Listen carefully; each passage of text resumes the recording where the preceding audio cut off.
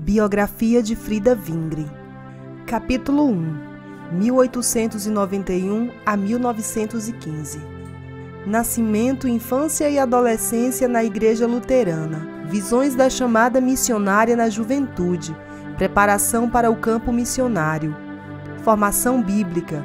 Enfermagem e trabalho no hospital. Jona Strindberg e Cristina Margareta tiveram uma filha em 9 de junho de 1891. A menina recebeu o nome de Frida Maria Strindberg. Nasceu na região norte da Suécia. Filha do segundo casamento de seu pai, ela teve vários irmãos. Recebeu o nome com origem na palavra nórdica, frio, que significa paz.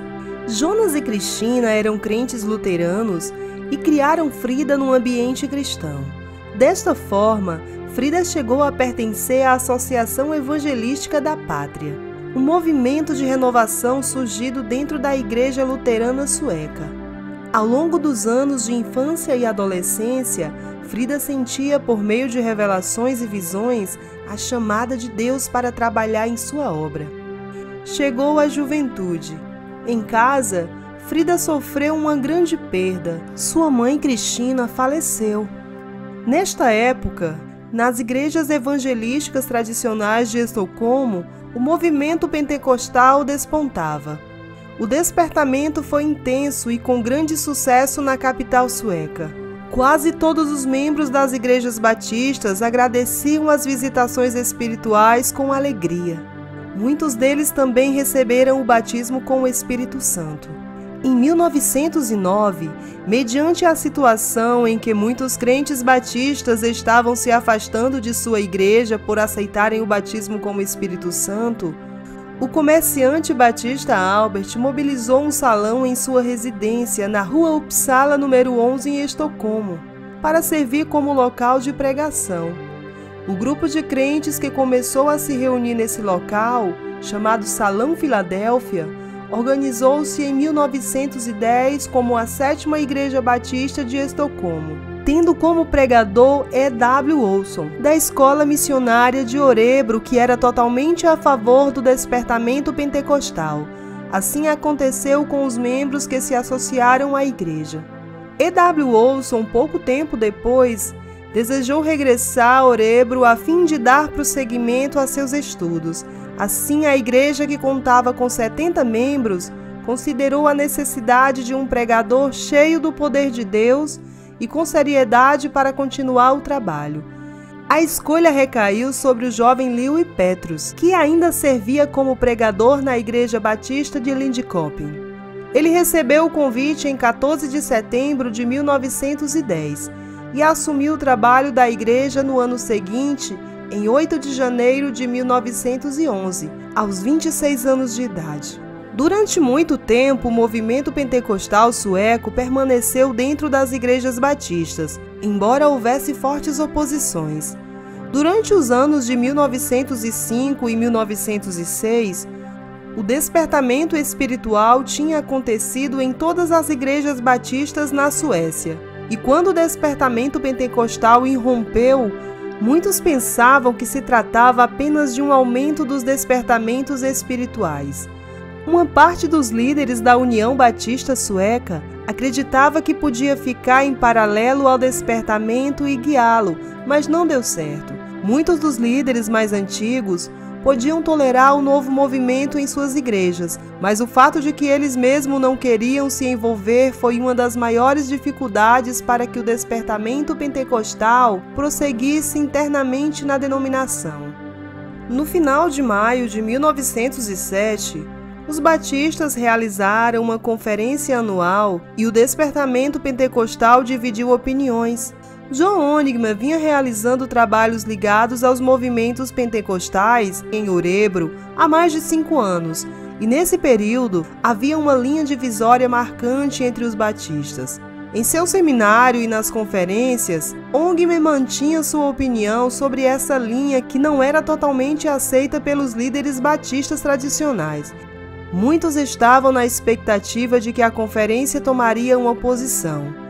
Mas, evidentemente, os líderes das igrejas acharam melhor não discutir o assunto. Em 29 de abril de 1913, a União Batista Sueca excluiu a 7ª Igreja Batista de Estocolmo, curiosamente por causa da atitude da Igreja quanto à comunhão livre, ou seja, a celebração da Ceia do Senhor a crentes de quaisquer denominações evangélicas, e não somente aos batistas. O motivo principal, portanto, não foi o fato de o seu pastor e membros serem fortemente pentecostais, como poderia ser alegado. A partir de então, deu-se o início oficial do movimento pentecostal na Suécia, com a 7ª Igreja Batista de Estocolmo passando a ser conhecida somente como Igreja Filadélfia de Estocolmo, com cerca de 500 membros. Em 1910, enquanto Frida vivia sua juventude na Suécia, Gunnar Wingre já havia sido ordenado pastor pela Convenção Batista Sueca nos Estados Unidos e também tinha recebido a experiência do batismo com o Espírito Santo no ano anterior em Chicago. Ele tinha deixado o pastorado da Igreja Batista Sueca de Menominee, Michigan, e fora acolhido pela Igreja Batista Sueca de South Bend, Indiana, que recebera de bom grado a novidade pentecostal. Ali, em um determinado dia, Deus colocou no coração do jovem pastor Wingre que deveriam se reunir num sábado à noite para orar na casa de um irmão da igreja que tinha sido batizado com o Espírito Santo. Enquanto oravam, o Espírito do Senhor veio de maneira poderosa sobre eles. Houve vários comentários sobre aquela reunião, e várias pessoas passaram a se reunir ali com eles durante diversos sábados para orar, e todas as vezes o Espírito do Senhor vinha sobre eles de maneira poderosa.